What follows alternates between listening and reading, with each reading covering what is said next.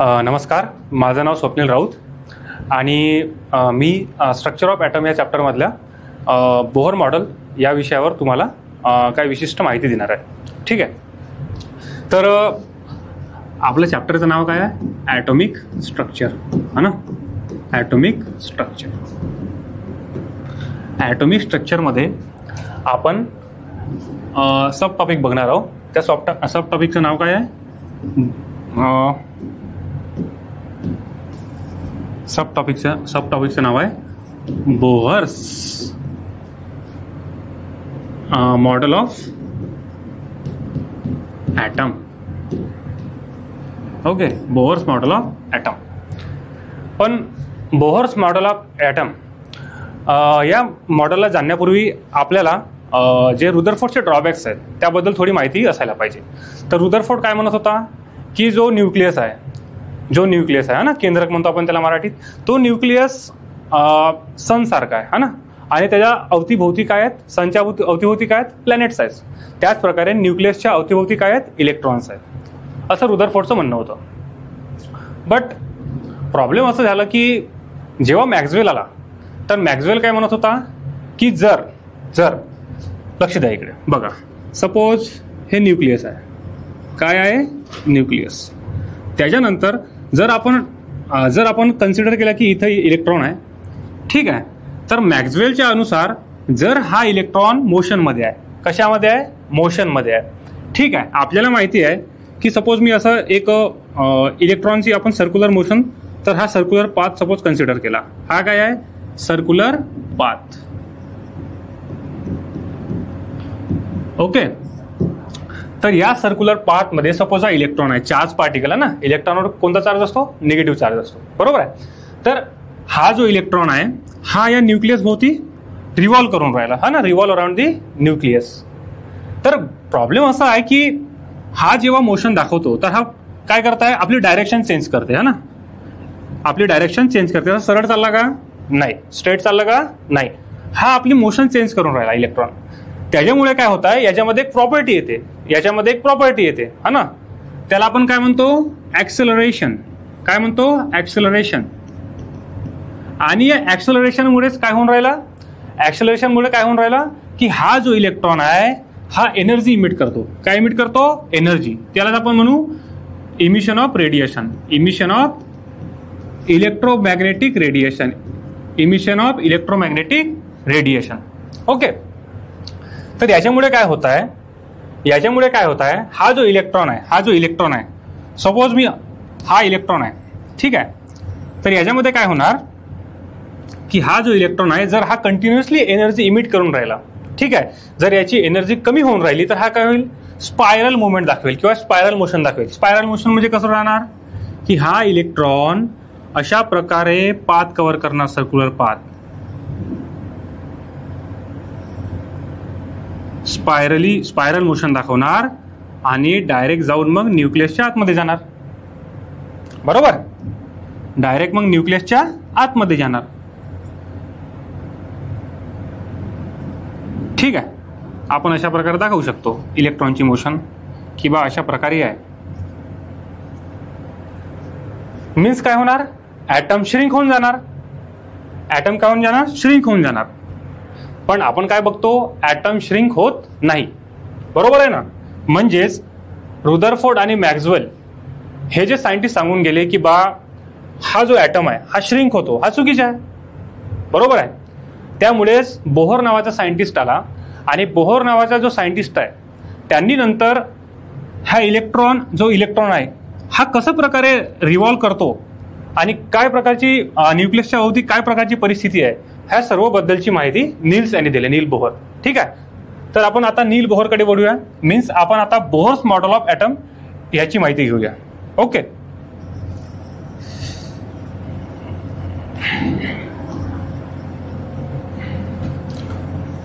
तर Bohr's model of item बघा. ज्यावेळी हा जो बोहर सायंटिस्ट होता, नील बोहर, सायंटिस्टचं नाव काय आहे? नील बोहर, है ना. नील बोहर हे सायंटिस्ट होते, ठीक आहे. ते जेव्हा आले त्यापूर्वी काय होतं? क्लासिकल फिजिक्स ही फार मोठ्या म्हणजे फार प्रसिद्ध होती थेअरी. बट जेव्हा नील बोर आले तर यांनी कशावर फोकस केला? क्वांटम फिजिक्सवर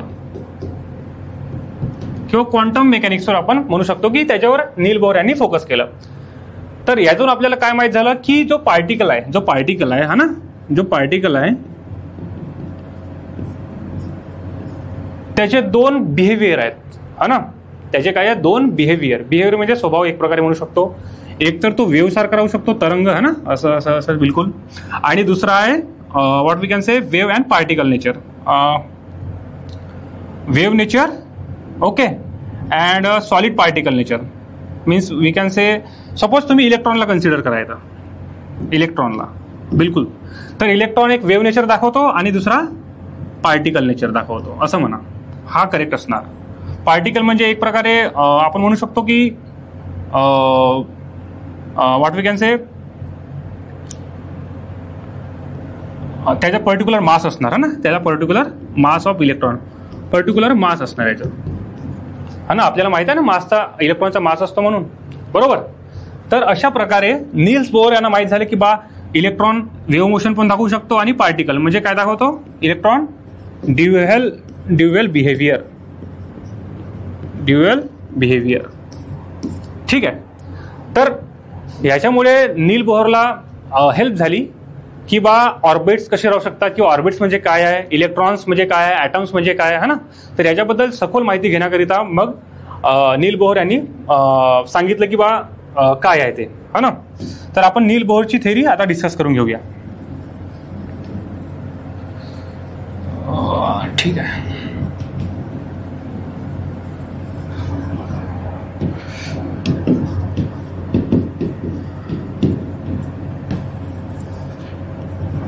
नील बोहर हे सायंटिस्ट होते. यांनी सांगितलं की जे न्यूक्लियस आहे, ठीक आहे, त्यांचे पॉस्च्युलेट्स आहेत. त्यांचे काय आहेत? पॉस्च्युलेट्स. पॉस्च्युलेट्सला मराठीत काय म्हणतात? सिद्धांत है ना. तर त्यांचे काय सिद्धांत आहेत. तर त्यांच्या सिद्धांतमध्ये सर्वात पहिलं पॉस्च्युलेट्स काय आहे? पहिलं पॉस्च्युलेट्स आहे की जो इलेक्ट्रॉन आहे, काय आहे? इलेक्ट्रॉन तो काय करतो? रिव्हॉल्व्स अराउंड द न्यूक्लियस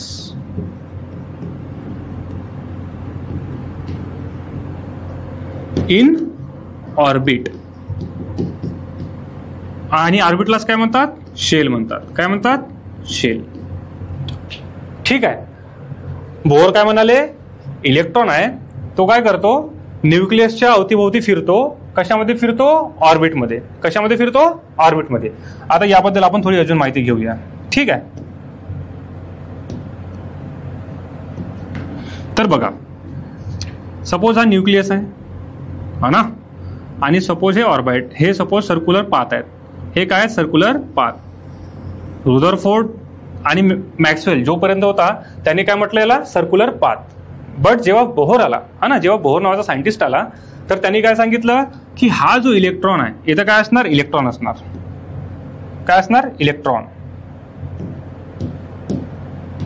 ठीक आहे. इथं हा जो इलेक्ट्रॉन असणार, किंवा इथं धरा किंवा इथं धरा,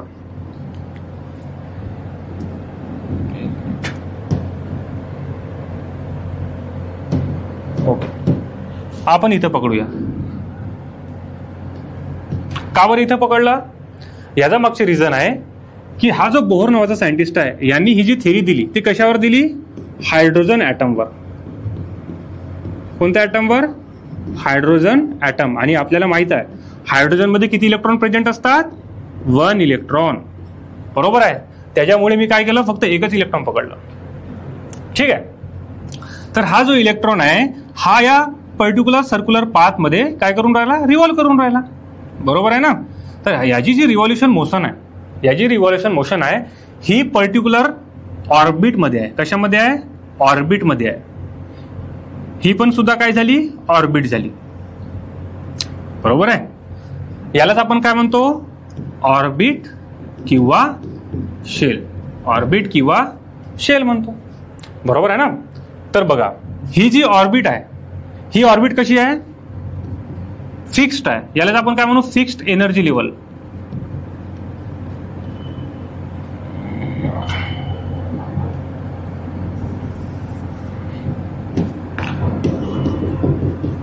फिक्स्ड एनर्जी लेवल म्हणजेच काय, एनर्जी लेवल म्हणजेच काय, हे ऑर्बिट आहे, हे ऑर्बिटची जी एनर्जी आहे ती फिक्स्ड आहे, फिक्स्ड एनर्जी असणार. इजी पर्टिक्युलर एनर्जी असणार, इजी पर्टिक्युलर एनर्जी असणार. ठीक आहे, असं बोहरचं म्हणणं होतं. ओके, आता आपण दुसरा पॉईंट बघूया. ठीक आहे, नेक्स्ट दुसरा पॉईंट बघूया. ओके, सेकंड पॉईंट काय होतं बोहरचं म्हणणं, की ही जी ऑर्बिटल्स आहेत, आपण आता काही मागच्या स्लाइडवर बघितलं ना की ऑर्बिटल्स आहेत म्हणून, ही न्यूक्लियस झाली, ही ऑर्बिट आहे, ते ऑर्बिटल्स नाही, ही ऑर्बिट झाली. बरोबर आहे. तर ही जी ऑर्बिट आहे ही ऑर्बिट स्टेशनरी आहे. कशी आहे, स्टेशनरी. कोणती पण ऑर्बिट पकडा, ती कशी असणार आहे, स्टेशनरी असणार आहे, स्टेशनरी स्टेटमध्ये असणार आहे. ऑर्बिट इन स्टेशनरी स्टेट म्हणजेच काय, ही जी ऑर्बिट आहे ही याच ठिकाणी असणार. ही ऑर्बिटची एनर्जी किंवा काही बदलणार नाही. ही ऑर्बिट याच ठिकाणी असणार, ही पण ऑर्बिट याच ठिकाणी असणार. ठीक आहे.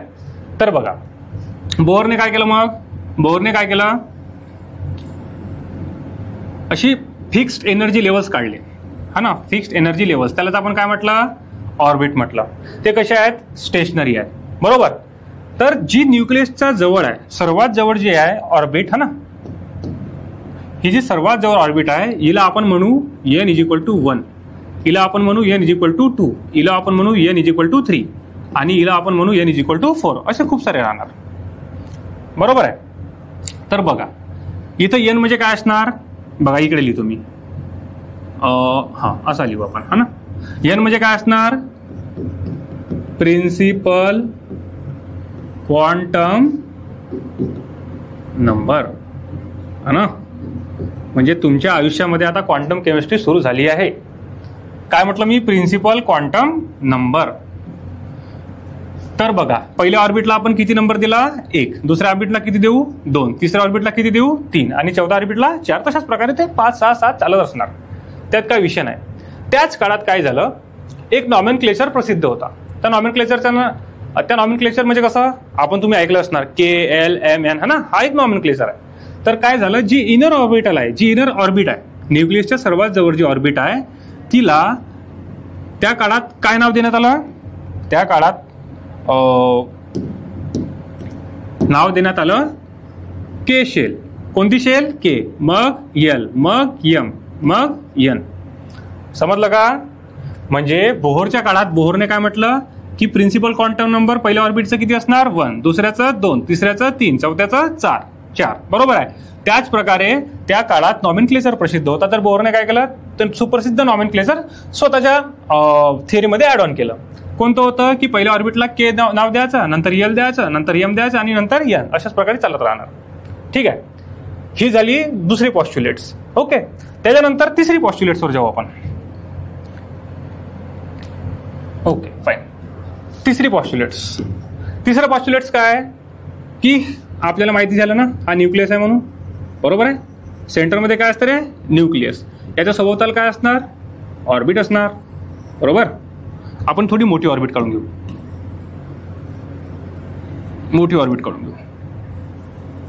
हे न्यूक्लियस, बरोबर, केंद्रक, आणि ही पहिली ऑर्बिट, ही दुसरी ऑर्बिट, है ना, ही तिसरी ऑर्बिट. तिसरा पॉस्ट्युलेट्स काय म्हणतो बोहरचा की सपोज इलेक्ट्रॉन इथं आहे पहिल्या ऑर्बिटमध्ये, n = 1, है ना, आताच मी शिकवलं n = 1. बरोबर. तर हा जो इलेक्ट्रॉन इथं आहे, सपोज याने काय केलं, इलेक्ट्रोमॅग्नेटिक रेडिएशन किंवा आपण त्याला फोटॉन म्हणतो, सिंपल भाषेत एनर्जी ऍब्झॉर्ब केली. काय केली, एनर्जी ऍब्झॉर्ब. तर या कारणामुळे काय होईल, हा जो इलेक्ट्रॉन आहे हा दुसऱ्या ऑर्बिटमध्ये जम्प करणार. काय करणार, इलेक्ट्रॉन जम्प करणार. ठीक आहे. जम्प केल्यामुळे काय होणार, ट्रान्झिशन होणार. काय होणार, ट्रान्झिशन. आणि हा इलेक्ट्रॉन ह्या ऑर्बिटमध्ये जम्प करणार. बरोबर आहे. This is the simple tape. म्हणजे काय झालं, if electron absorbs some energy,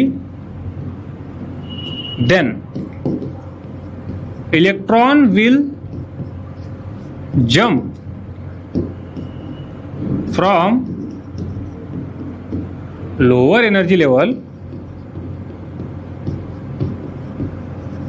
to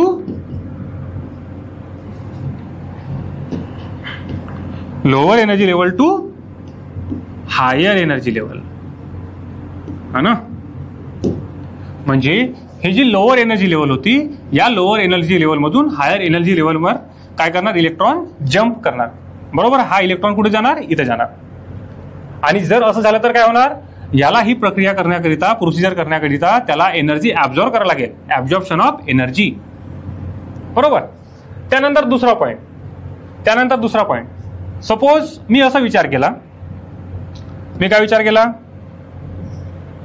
suppose मी विचार केला की हा इलेक्ट्रॉन जो आहे, सपोज विचार केला मी,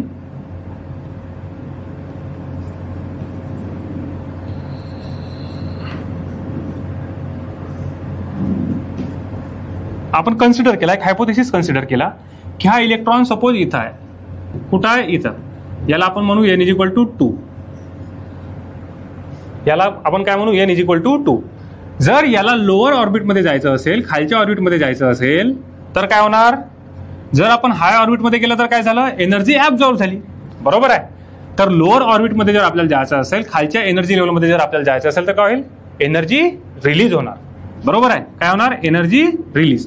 तर आपण काय लिहू, if electron, what we can say, if electron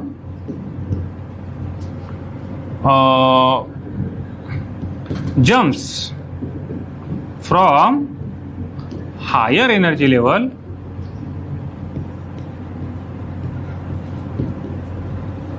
to lower energy level,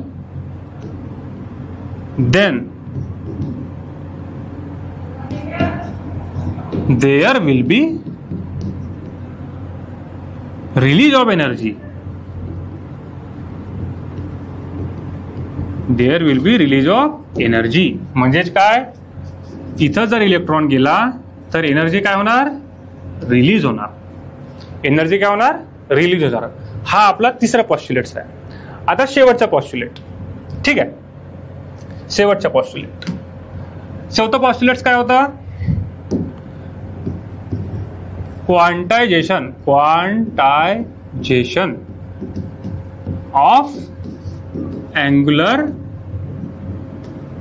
momentum. बघा, शब्द फार भारी वाटून राहिले असतील, बट खूप सोपा आहे. अँग्युलर मोमेंटम हा आपल्याला माहिती असणार, दोन टाईपचे मोमेंटम असतात, लिनियर आणि अँग्युलर. बरोबर आहे ना. तर हा अँग्युलर मोमेंटम आपण कुठे यूज करतो, जिथं सर्क्युलर मोशन आली. काय आली, सर्क्युलर मोशन. तर अँग्युलर मोमेंटम म्हणजे काय, circular motion around one point और ऍक्सिस. ठीक आहे. आता बघा, याला आपण कशाने डिनोट करतो, एल. याचा फॉर्म्युला काय, एल = mvr. एम म्हणजे काय होणार, मास ऑफ इलेक्ट्रॉन. व्ही म्हणजे काय होणार, वेलोसिटी ऑफ इलेक्ट्रॉन. आर म्हणजे काय होणार, रेडियस ऑफ ऑर्बिट. है ना, आपण ऑर्बिट शिकलं ना, त्याची रेडियस न्यूक्लियस पासून. ठीक आहे. तर = काय होणार, NH/2π. जास्त सखोल जाण्याची गरज नाही, बिलकुल सिंपल. बघा, क्वांटायझेशन ऑफ अँग्युलर मोमेंटम म्हणजे काय होणार, बघा आपल्याला माहिती आहे यांची व्हॅल्यू काय आहे, 1 2 3 4 5 किती पण असू शकते. बरोबर आहे. तर मी n जर 1 घेतलं तर काय होणार, L = mvr = 1h/2π. बरोबर. दुसरं जर आपण घेतलं, L = mvr = 2h/2π. तशाच प्रकारे तिसरा घेतला, L = mvr = 3h/2π. बघा आता इथं किती आहे, 1, इथं किती आहे, 2, इथं किती आहे, 3. अशाच प्रकारे चालत राहणार, 1 2 3 4 5. बरोबर. तर याच्यामधून आपल्याला काय दिसून येऊन राहिलं, याच्यामध्ये दिसून राहिलं की जी अँग्युलर मोमेंटम आहे, अँग्युलर मोमेंटम इलेक्ट्रॉनचा आहे, है ना, तो सर्क्युलर मोशन तर दाखवून राहिला, बट तो पर्टिक्युलर ऑर्बिटमध्येच दाखवून राहिला. ऑर्बिटच्या बाहेर दाखवत आहे का? नाही. म्हणजे बघा,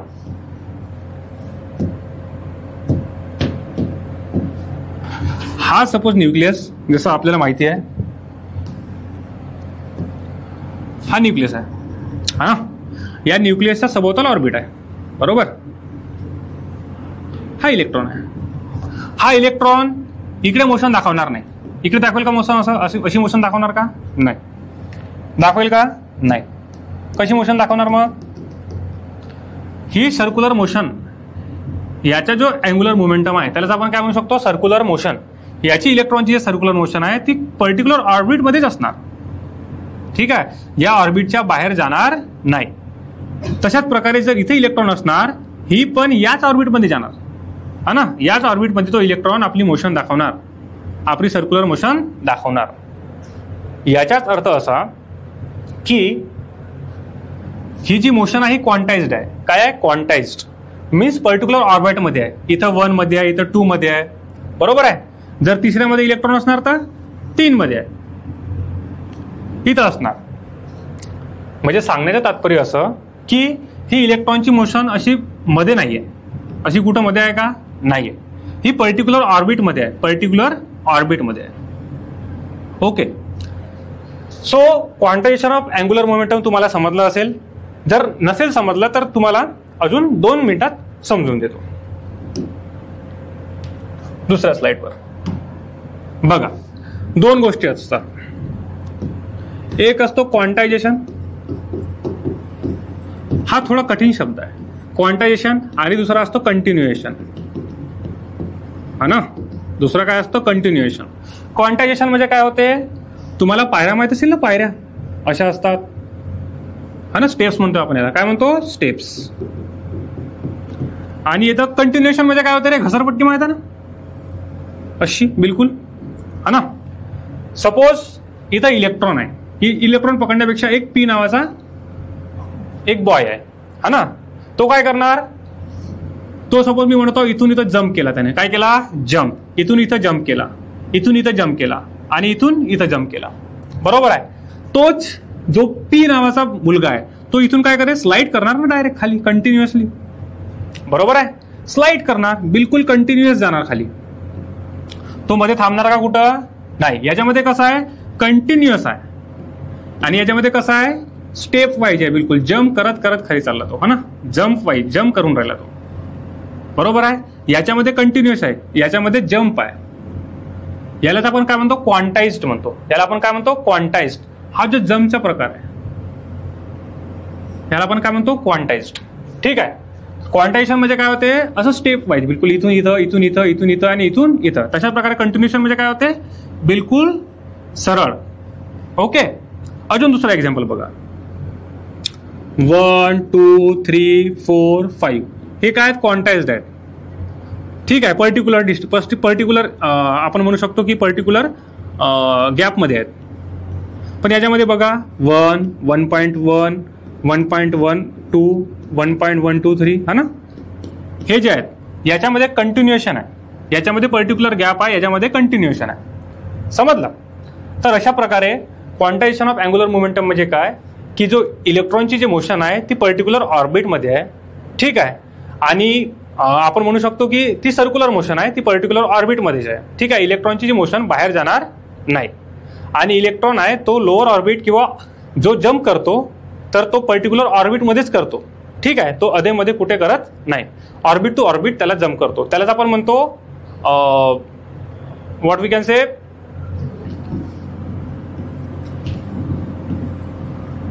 यालाच आपण म्हणतो quantized energy level. Quantized energy level, कारण हे पर्टिक्युलर डिस्टन्सवर आहे म्हणून आपण याला काय म्हणतो? Quantized energy level. ओके, असं. तर हे माझ्याकडून होतं, ठीक आहे. थँक्यू.